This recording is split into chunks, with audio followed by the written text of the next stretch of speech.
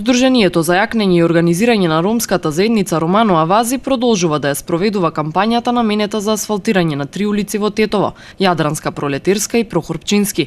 На средбата која тие ја организираа, ја информираа ромската заедница за активностите кои ги спроведуваат и дискутираа за проблемите со кои се соочуваат. Откако од локалната самоуправа не добиле никаков одговор на петицијата подпишана од 190 граѓани, овој пат собрале 700 нови потписи со кои ќе бараат од општината да се реши проблемот со неасфалтираните улици.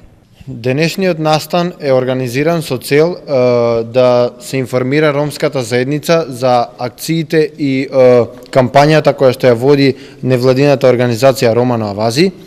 Денес сме собрани тука за да покажеме дека не се откажавме од нашата цел, а тоа е дека сакаме да добиеме одговор за тоа што ние не сме информирани и покрај штандот што го имавме поставено, повторно немаше никаква реакција од страна на општината.